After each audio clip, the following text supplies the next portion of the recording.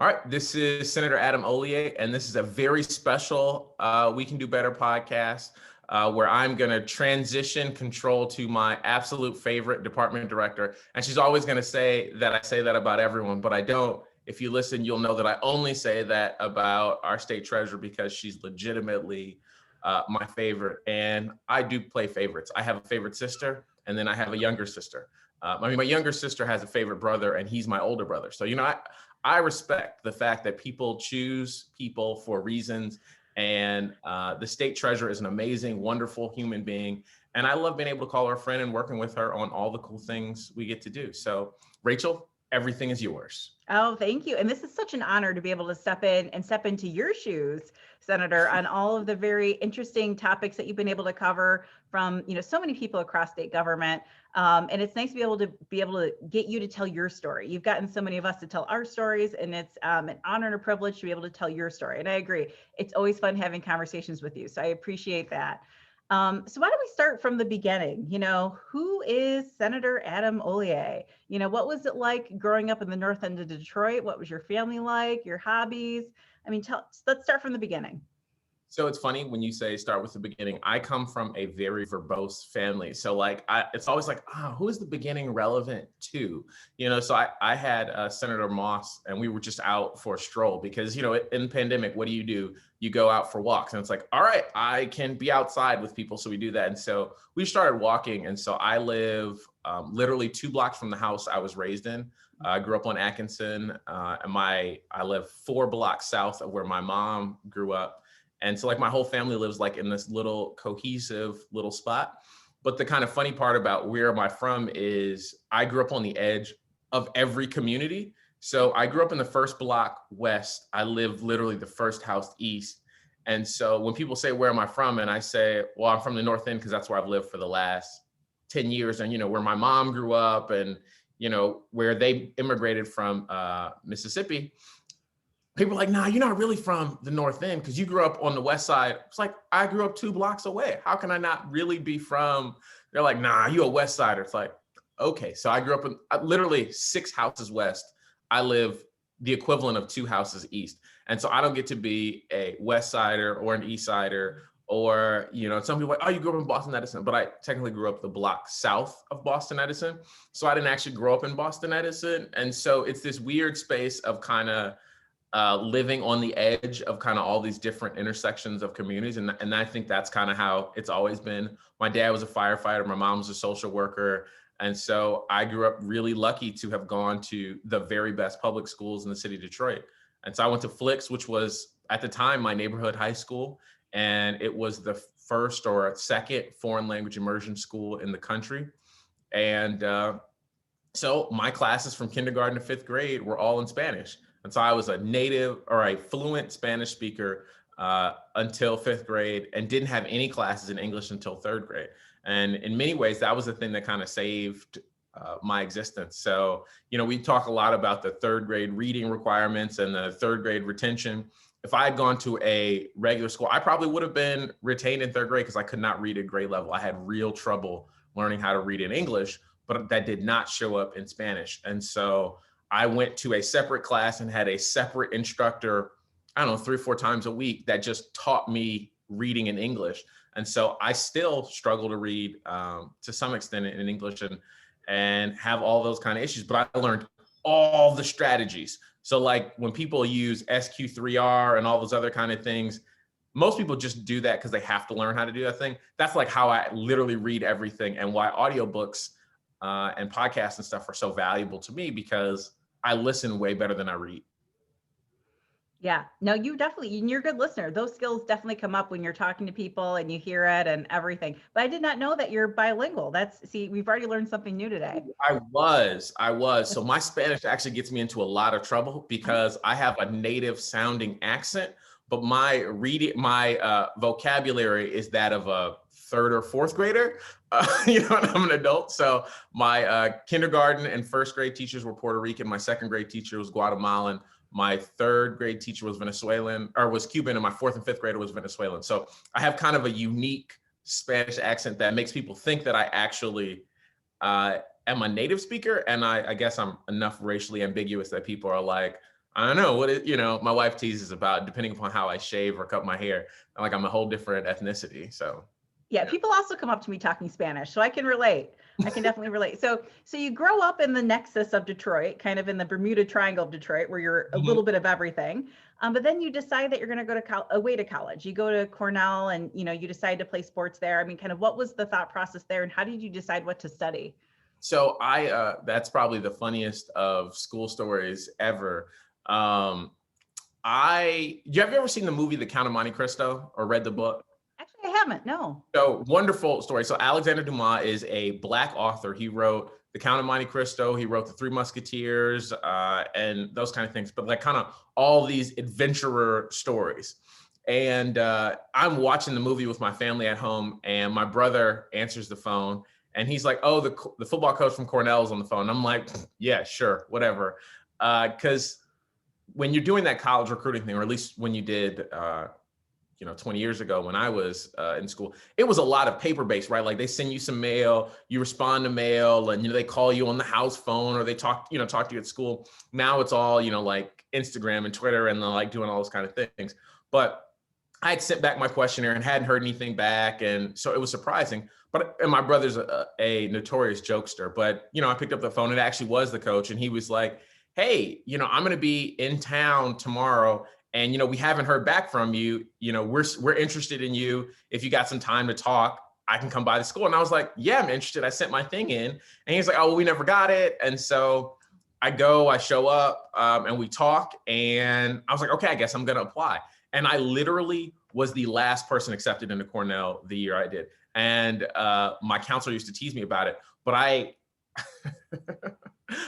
so my wife and I joke about what Black women are to me and in the world, right? So Black women can be the ultimate stickler on a detail, but they can also be moved when they want to be. Like they will make a way for you. And my whole life has been that way. And so I am literally at the main post office, and I have arrived past the deadline. So when something needs to be postmarked on January 1st, or in my application needed to be postmarked January 2nd. It was January 3rd. But not like by a long thing, but like 5 or 10 minutes. And I'm like talking to this woman, I'm like, "Hey, I am not gonna go to college. Like I just need you I need that to say January 2nd. And she's like, "What?" She's like, "There's nothing I can do." I was like, I'm going to, like, this is my Cornell application. Like, I'm going to go like this, she was like, "Well," I was like, "Please, please, please. I promise I will do the right thing. Like, just give me this shot." And so she literally turns the stamp back or the time back and gives me that January 2nd time stamp. So my application has the appropriate date stamp when it gets sent off.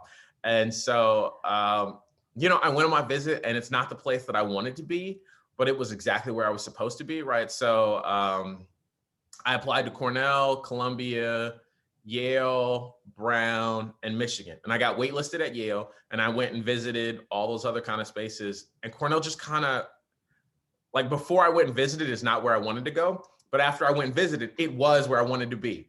And my mom made a way for me, right? So I got a full ride at Columbia. And she convinced Cornell that if Columbia was willing to give me all that money, Cornell should do a better job of allowing me to go. And so they did that, and I got to go, and it was amazing. I played football and I ran track, so I was a decathlete, and that was a crazy experience. So I was a hurdler in high school, and I threw the shot in the disc. And then when I got to college, and they were like, "Oh yeah, you hurdle and you throw. Can you jump?" And I was like, "I guess I have the capacity to jump." I didn't long jump or high jump or pole vault in high school because we don't have pole vaulting in the city. But so they taught me, and I learned how to do it, and it was a really cool experience. So you come from a family of negotiators. It makes sense why you've developed these skills. It's kind of that mom life, right? Like if you are as you get older, you're like, how did and you like look at your budget and you're like, I don't ever make enough money. And then I realized, well, my parents made way less money than I do. How did they raise 4 kids? And I'm like, how do I keep my lights on, right? Like, it's amazing. Yeah, no, it is amazing. So you decide to study industrial and labor relations there. And then, you kind of shifted and did urban planning. Like, why did you pick those fields, and what were you kind of hoping to do with them? Yeah, so my dad was a Detroit firefighter, and I grew up knowing that he wanted to make the right decision to save lives, not money. And too often there was somebody who was like, hey, that thing is too expensive, but they did not understand the safety component of it. And the thing that always comes to mind with me is the idea of a four-man ride, which meant there were four people on the truck, so that there was always someone who could go back in and get somebody. So let's say you and I are buddies, or you and your husband are buddies, right? He falls in, that I could come in off the truck while someone is, running the engine. I could come in and be your buddy when we went to go get your husband, right? So you had those people who were always there. And that fourth person saved my dad's life a couple times. And so, but that was always something that the city was trying to get rid of, but that the union was always saying in negotiations, no, we will not, relent on safety things. And this is 100% a safety thing. So that's why industrial labor relations was so appealing to me. And it was a unique thing, right? Like, it's different than, all right, I'm going to go be pre-law, or I'm going to, major in government. It was like, I'm going to go learn how this thing that's kept my dad alive works and worked. And so I learned labor history. We did collective bargaining. We did a bunch of negotiations class. And so my focus was on organizational behavior and development. So you understand how organizations work.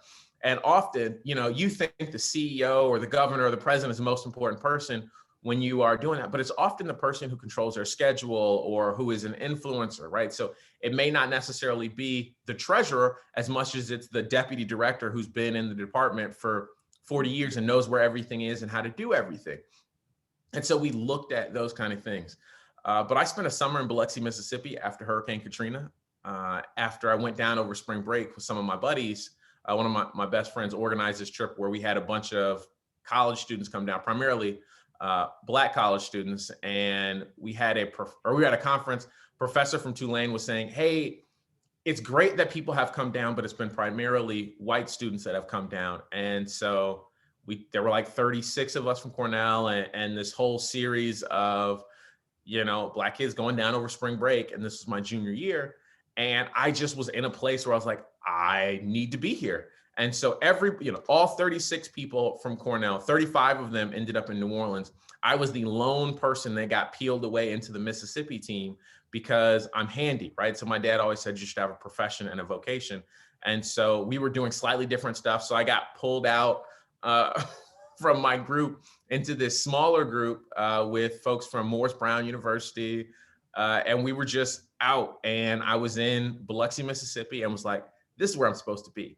I am supposed to be here. I looked around and saw communities that looked like the one I grew up in, and the strategies were super different, right? So when you walk into Detroit or Lansing or any urban community that has seen, kind of steady decline, people say, oh, well, we're not going to fix this overnight. It didn't happen overnight. But if you go to a disaster, whether it was a hurricane, an earthquake, a wildfire, there is a sense of urgency that is fundamentally different, right? Like, people are like, my house was up yesterday. My house is going to get back up.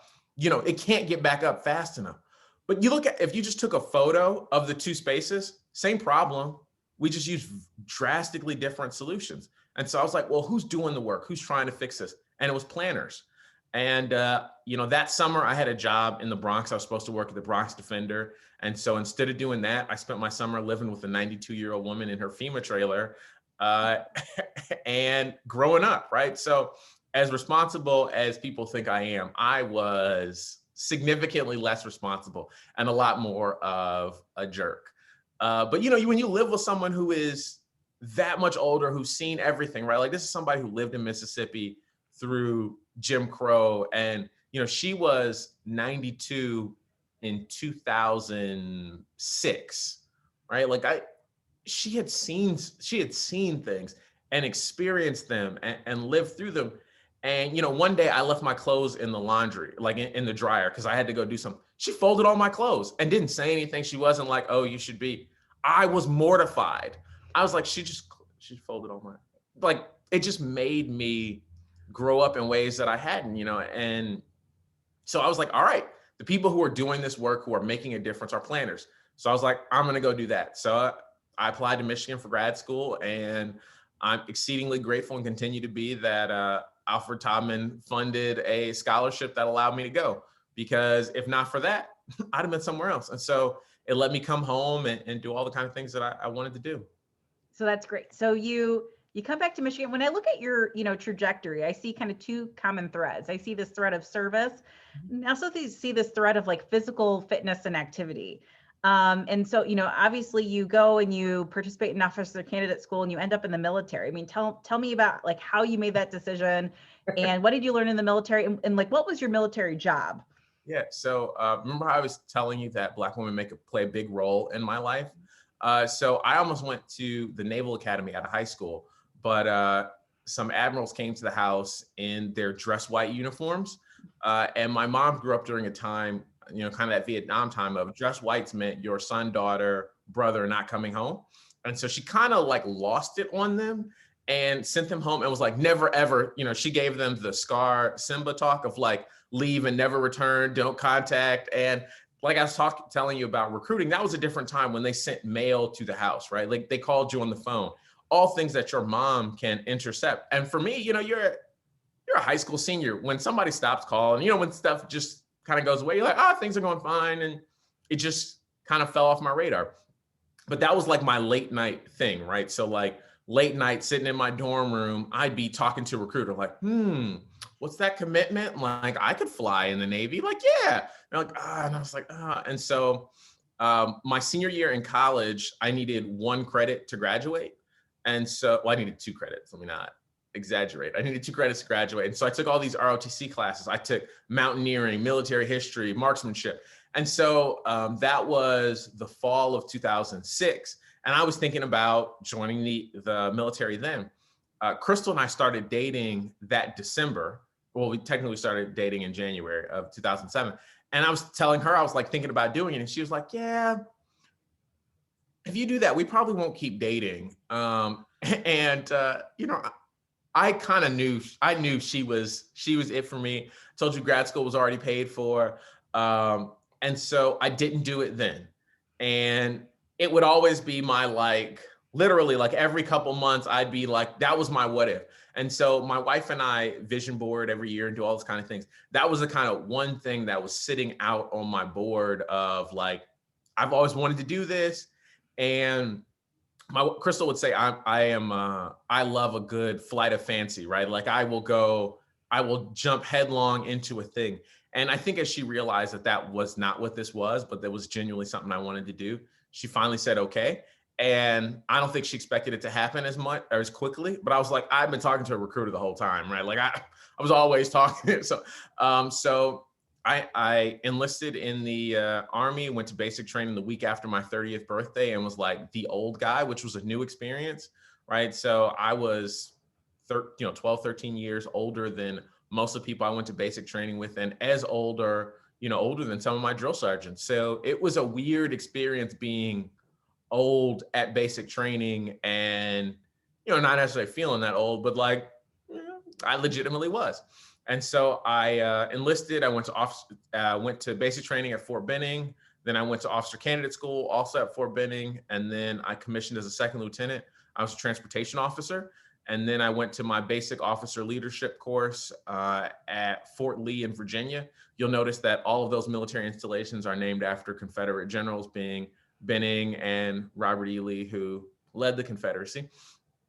So now I'm a civil affairs officer. So civil affairs people are like the diplomats of the Army. So we do the hearts and minds piece. And so I'm also completed the maneuver captain's career course, which would qualify me to be an infantry or armor officer as well. So my civilian, my Army job is kind of blending the needs of my civilian job in that I would go and help work with local communities or governments or folks doing those kind of relationship building and resource distribution.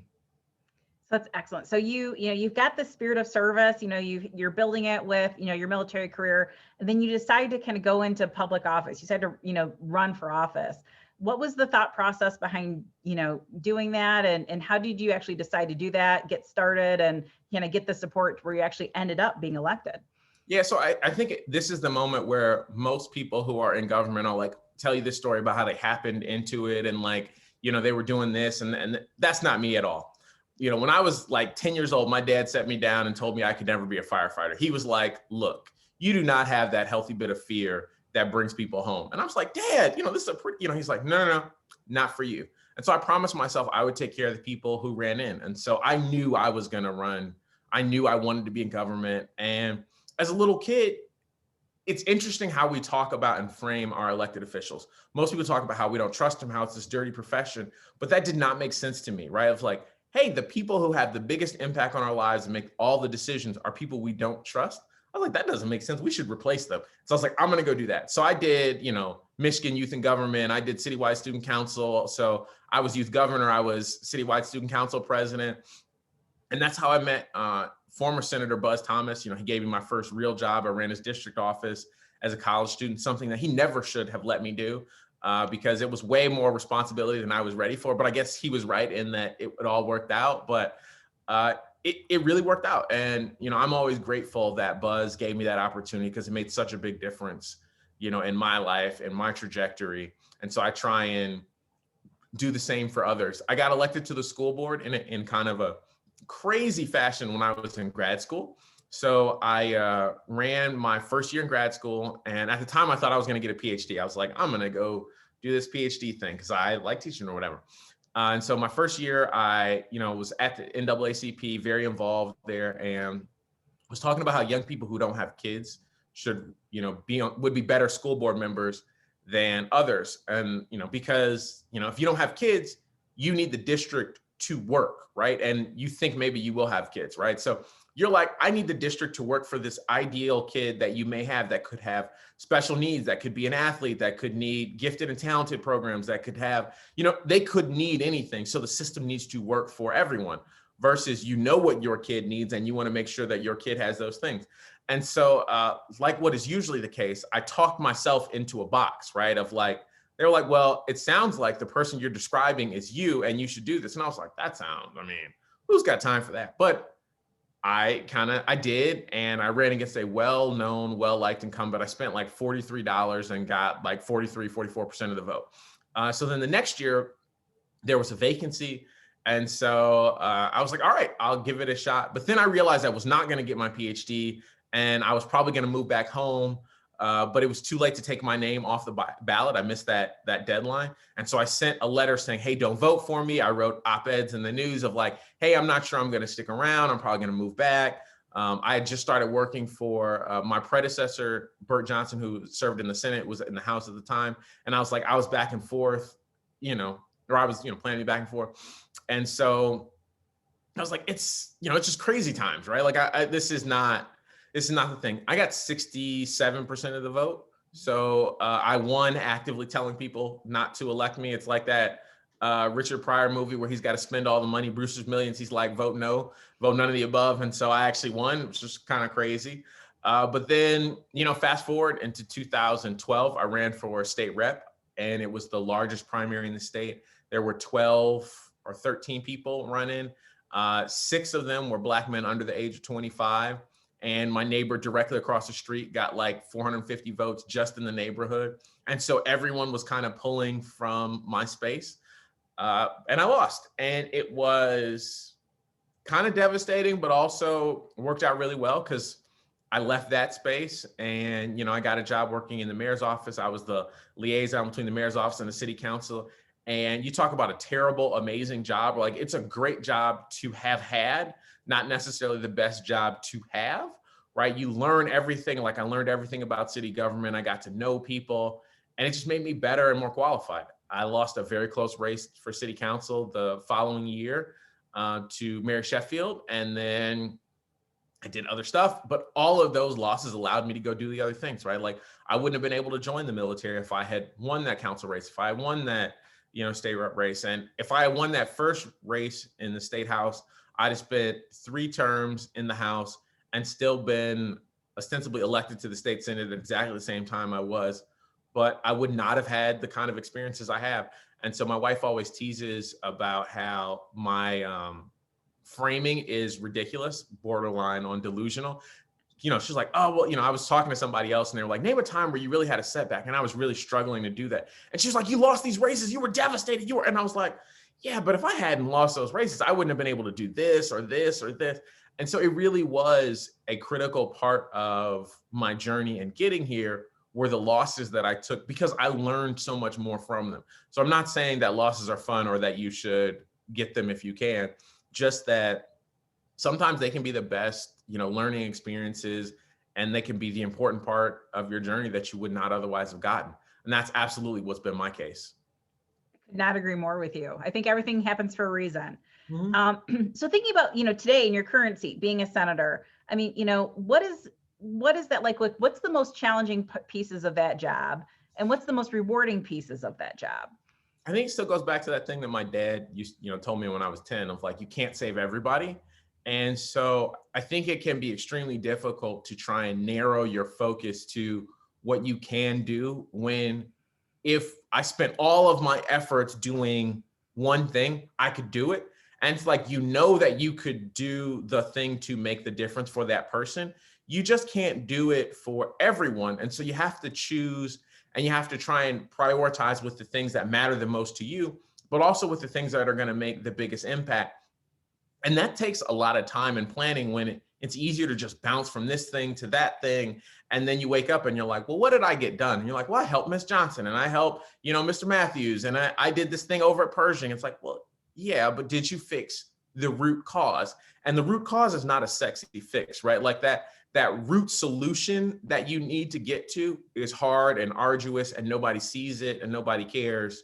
But that's the thing that you need to be doing. And I think what I found is I'm good at those kind of things. And that kind of systemic change is important, something we need to do, right? Like I think we often spend a lot of time trying to see if someone is to blame for their situation. And so that doesn't really matter as much as, are they in this situation, and do people readily find themselves in that same situation, right? Like, and I think this comes up with race a lot, right? There's kind of two ways to believe as we think about racial disparities, right? So you could believe that Black people or insert group are inferior. And if you believed that, you would expect them to get inferior results in everything, right? To be poor, to have lower health outcomes, so all the kind of things. If you don't believe that, then you should believe that there is a structural issue that is making that a reality. And I think that's the kind of duality for folks, because the racist people are the ones who believe that the thing is because you're Black and I'm Black, but the systemic issue is, if you don't believe that we're inferior, then obviously there is a systemic issue that we've got to fix, and trying to get people to move to that kind of thinking is so important. And I think what's cool about being in my role, and the thing I've been most proud and glad and been able to do, is I can shed light on some of those kind of things. And I think I've done a decent job of moving the needle on some of them and getting, funding and raising the profile of issues. Because for better or for worse, if a senator calls you, you will usually call them back. And if I can make a better pitch for what needs to be done, we can get some things done. Yeah, no, absolutely. So like specifically, what are some of the policy pieces that you're most passionate about currently? And what are you looking to kind of drive forward in the next, near term? Yeah, so the thing that is most prescient for me is the prosperity agenda. And so it's work that came out of the poverty task force that Governor Whitmer created. And so Kim Trent is leading this work, and I'm one of the advisory members or whatever. And it's really, zeroing in on what does it take to live effectively and healthfully in this, in this state. And there's so many things, right? Like when you hear people talk about why all these people fall through the cracks, they're like, you can't save everybody, but that's dumb, right? Could you imagine going to the circus and somebody falling through the net and them saying, well, the net can't catch everybody. Well, and it's a terrible net, right? And so you look at our social safety network, it's designed in a way that millions of people fall through. They don't have access to TANF dollars. They don't have enough food. They don't have shelter, and it's trying to move the needle on those kind of things. And the same way I think about water affordability, right? We spend a lot of time talking about water affordability. And so you are someone who understands money. If you can't afford a $50, $60, $70 bill, there's no way to make that affordable. You can't afford water. So let's stop spending all our time trying to say, well, how do we make water bills not $70, but $30 or $20? We don't do that with food. We don't say, well, you can't afford to eat food every month, so let's try and make the food cheaper. We just say there's a certain amount of food that you should be getting, and that is what your EBT will provide you with, because that is what it takes to live safely. We should do the same thing with water. We should do the same thing with so many things. And it would just be cheaper than us trying to engineer ways to make things make sense that don't make sense. And so, I've been working with Kim on those kind of things and thinking about eligibility, right? I mean, how crazy is it for you to make, $10,000 a year and be eligible for childcare, which costs $10,000 a year, and all these other kind of things. And as soon as you make $11,000, you're not eligible at all for a $10,000 benefit. Well, you're never going to make $11,000. But then we're like, well, you know what? To get people off the government benefits, we'll just say you can only do it for 4 years. Well, so for 4 years, you stay exactly at that moment. And then you're like, okay, I need to get that promotion. Well, maybe the promotion doesn't exist, or maybe those kind of things don't happen. And so it's trying to change those kind of policies so that you have not only an incentive, but a ramp and a way to actually make more money and to grow and develop and to be sustainable, self-sustained. Because we should not be trying to punish people for being poor. We should be trying to help people not be poor, because nobody wants to be poor. And people who say that have never been poor. Mm-hmm. No, I hear you. I hear you on that. So thinking about, kind of being, you're trying to lead this effort for people. And I see a lot of, you caring really deeply about individuals and people. And, it sounds like, listening to your story, you've got a lot of people in your life that have been, very instrumental, informative in who you are, whether it's your parents or your football, program, or your military leaders. I mean, is there anybody that you can kind of really point to and say, like, this person, made a really critical, area in my life that we haven't talked about yet? And then separately, I got a follow-up question, like, how do you think of yourself as a role model to others? I mean, obviously, this is a time of year where we're talking about representation, right? We just came off of Black History Month. We've got Women's History Month. And, having young people being able to see people that look like them, like, really matters. And so, like, how has that mattered to you? And how do you think about, how you're presenting that to, those coming behind you? Yeah, I would say the person that makes the biggest impact in my life is, without question, my wife, Crystal. Kind of disclaimer, Crystal's a clinical psychologist. So, I guess that's my pitch for therapy works, because she's been doing it on me for, almost 14 years now. But I empathize poorly, right? So I care deeply, but I do not feel people's pain. Like, I struggle with that emotion that I don't understand. And she's really helped me do that. And in my job in this role, I think that's a really important thing. And it's certainly a huge weakness that I try and work on every day, all day, to try and be better at. Because, I mean, people have these very real emotional responses to things that play a huge role in how they're able to move forward and exist in this world. And that does not come natural to me. And, when you look at the people who are most successful in life, it's people who do the best job of managing people's emotions and expectations and those kind of things. So she's really helped me do a better job with that. And I always tell people, well, you'll get my belief on wives, but I think your wife is the very best that you can do. So, if we talk about same-sex couples, or whoever does the choosing in that relationship, which, based on fairly rigid gender norms and all the kind of things that exist in our society, that's usually the guy. But if the woman does the choosing, it's the best that she could, or if the man, whoever it is that does the choosing, that person is the best they can do.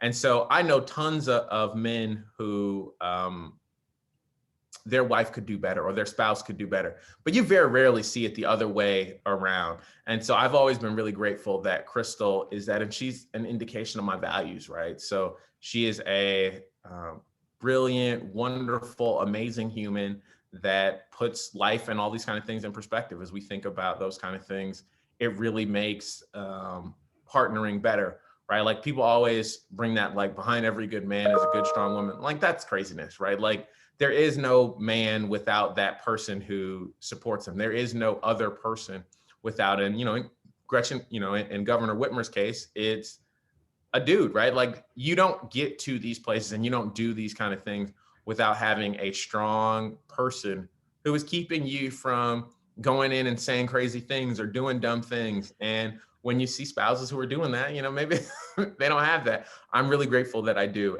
And Crystal is that all day in a month of Sundays. And when I think about my role as a mentor or a role model, I just think about all the people who I've been so blessed to have in my life. And it's not because I was better than other people. It's because people saw enough in me to give me a shot and to bring me into that door. Because, and you know this as well as anybody, there are a lot of places where there is space for one Black person.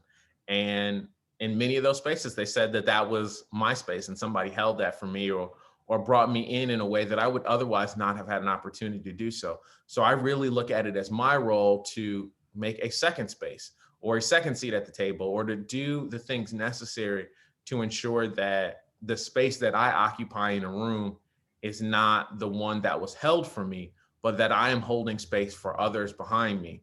And so, that's why we are doing this kind of robust internship program. It's why I think about those kind of things. It's why I talk about other people who are in the spaces. And it's why I am always so excited to see you as the first Black treasurer, as a woman, to be doing these kind of things. And, which is why I'm always like, yo, yeah, you should talk to the treasurer, and be talking about these kind of things, because you being in the position that you are makes other people know that it's possible. And I think in a lot of spaces, we only dream for the things that we think are possible. And, every now and again, you find somebody who dreams up some dream and it's the first time anyone's ever thought about it.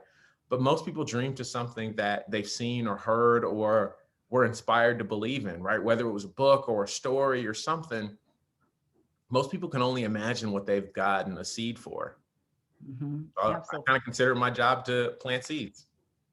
Yeah, and absolutely. I think we've had a conversation before about, being the spark in others. And I know, you had a spark very early in your life, from another elected official. Mm-hmm. And, so I know that's been really a key piece to leading you to where you are today. So I think that's all fantastic. Is there any, just in closing, is there any advice that you give to young people?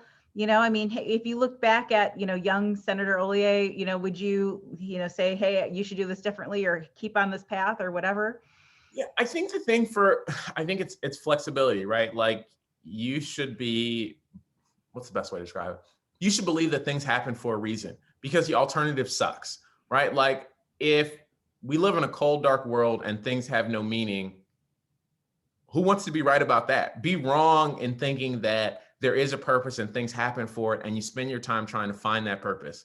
And if you do that, I think you're in a better position and you'll find the space that works, or you'll keep looking, because there's nothing more important than making a plan and then being flexible when the plan doesn't work out and saying, hey, that plan was a guideline so that you can make the next quick decision and you can pivot, and that you were prepared for something. It doesn't mean you got a plan, your plan didn't work out and you lose it. It doesn't mean that you have a plan, you have to work directly from your plan. It means you had an idea and this is how that way could have worked. And if it doesn't, you just keep working and you reassess and you do it. I like to tell people that it's more like, you and I are closer in the same age, but when I went to college, I drove with like AAA triptychs. You remember, you get the like turn by turn directions in a booklet, and it's like telling you how to do it. But if there was traffic, like, you just were like, you had to pull out the map and try and figure out a way to get around it. Now, most people just put in GPS. They say, I want to be here. And it tells you about how long it's going to take. And if you hit traffic, it just says recalculating, and it puts you on a different route. And maybe the time changes. Maybe it's faster, maybe it's slower, but it's just constantly recalculating. And so I always encourage people to think about their planning and their lives like it's GPS. You have a place out in the distance that you want to be. And as long as you are looking at that spot and thinking about it that way, everything else is a part of the journey. You should enjoy it, because that's how you get there. I like that analogy. That's a great analogy. Well, I'm going to turn it back over to you, but in closing, is there anything that I did not ask about that you want to make sure your viewers that have been watching this podcast religiously want to know about, that you want them to know about you? I don't know.